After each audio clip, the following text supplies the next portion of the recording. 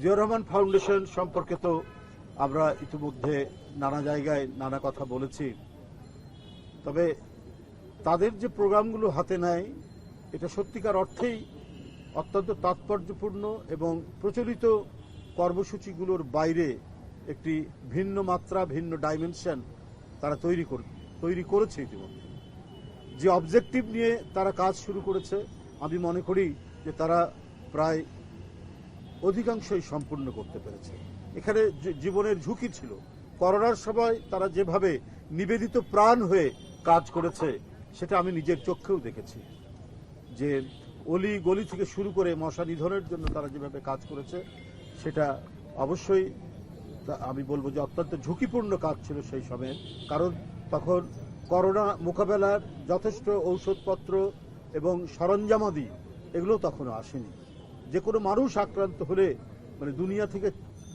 দুনিয়া ছেড়ে চলে যাওয়া ছাড়া আর কোনো উপায় ছিল না। সেটি সহ ডেঙ্গু প্রতিরোধ এবং এছাড়াও জাতীয় বিভিন্ন দুর্যোগ, সে জলোচ্ছ্বাস হোক, সে বন্যা হোক অথবা প্রচন্ড শীত হোক, তারা ছুটে গেছে। এখন যে কাজটি নিয়ে তারা এখানে উপস্থিত হয়েছে, আমি মনে করি এইটা আবারও একটি নতুন প্রোগ্রাম তারা নিয়েছে। কিন্তু এই মুহূর্তে এই সময়কালে বৈশ্বিকভাবে মানব জাতি একটা বিপদের সম্মুখীন হয়েছে। মানব জাতির অস্তিত্ব বিনাশের পথে এগিয়ে চলছে। আপনারা জানেন যে বৈশ্বিক যে উষ্ণায়ন, এই বৈশ্বিক উষ্ণায়নের কারণে পৃথিবীর যারা এইটা নিয়ে কাজ করছেন বিশেষজ্ঞ বিজ্ঞানীরা প্রত্যেকেই শঙ্কার মধ্যে রয়েছে, আতঙ্কের মধ্যে রয়েছে। মাইকটা একটু সামনে নেন, ওরা শুনতে পারতেছে অনেকে। বন্ধুরা আমার, এই পরিস্থিতি আমরা তো জানি। পৃথিবীর বিভিন্ন দেশ বিভিন্ন ইন্টারন্যাশনাল ফান্ড তৈরি করেছেন, এখান থেকে অনেক দরিদ্র দেশ বা উন্নয়নকামী দেশ তাদেরকে তারা সাহায্য করছেন। কিন্তু এই কাজটি আরো গুরুত্ব সহকারে, আরো তৎপরতার সাথে কাজটা না করলে আমরা যে ফলটা আমরা আশা করছি সেটা খুব সহজে আমরা পাবো বলে মনে করি না। এটা শুধু একটি রাষ্ট্র সরকারের দায়িত্ব নয়, এটি একটি সামাজিক আন্দোলন।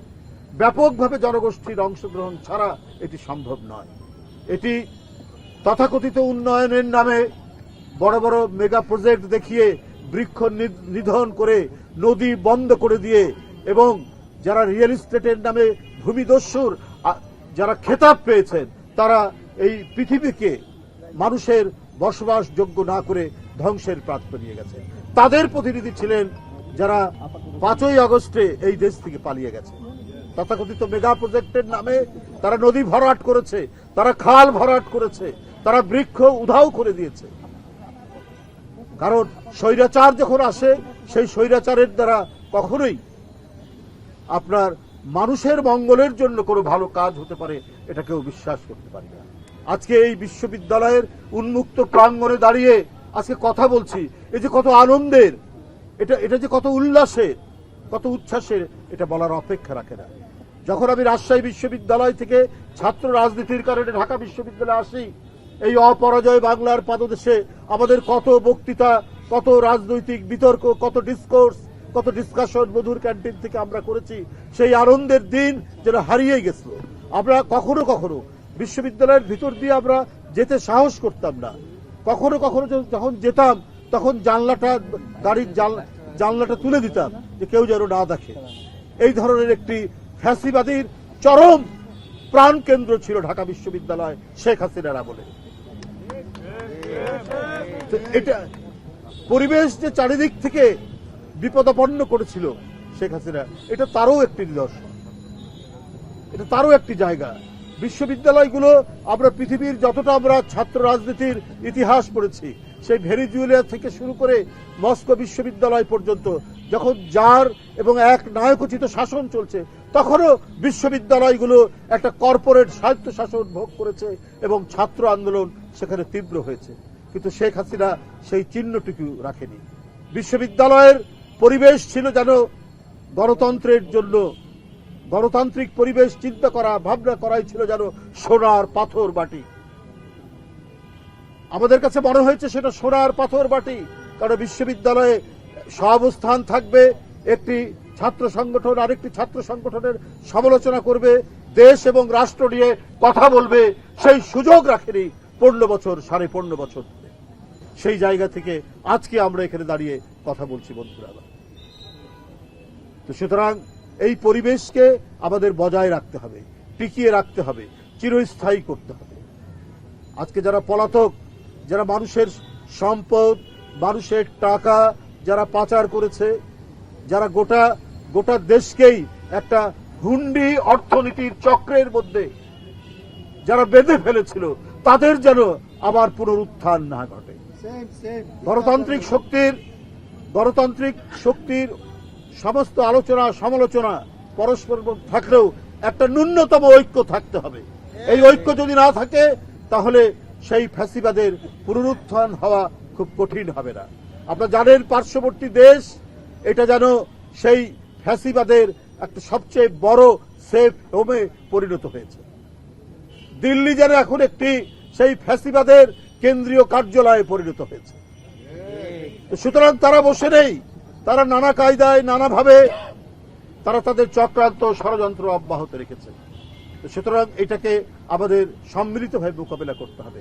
গণতান্ত্রিক শক্তির সবাইকে ঐক্যবদ্ধ থেকে এই জিনিসগুলো পর্যবেক্ষণ করতে হবে, এর মধ্যেই করতে হবে। কারণ গণতন্ত্র মানে শুধুমাত্র আমরা কথা বলবো, মত প্রকাশের স্বাধীনতা, নির্বাচন, এগুলো তো অপরিহার্য শর্ত বটেই।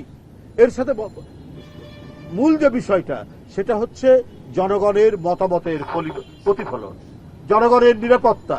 জনগণের নিরাপত্তা শুধুমাত্র আইন শৃঙ্খলা, সামাজিক নিরাপত্তা নয়, তার সুস্থভাবে বেঁচে থাকা।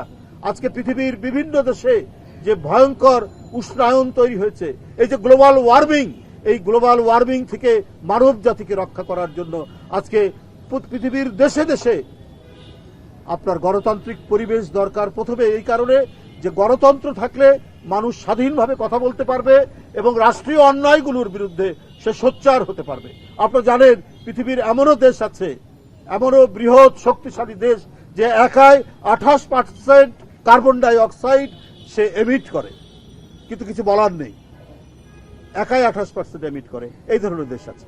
তো সুতরাং বিশ্বব্যাপী যদি আপনার গণতন্ত্রের বিজয় পতাকা যদি উড্ডীন হয়, তাহলে আমরা এই পৃথিবীকে বাঁচাতে পারবো, আমরা পৃথিবীকে একটা ধ্বংসের হাত থেকে আমরা ফিরিয়ে নিয়ে আসতে পারবো এবং সত্যিকার অর্থে একটি শান্তিময়, স্বস্তিময়, বাসযোগ্য একটি পৃথিবী আমরা গড়ে তুলতে পারবো।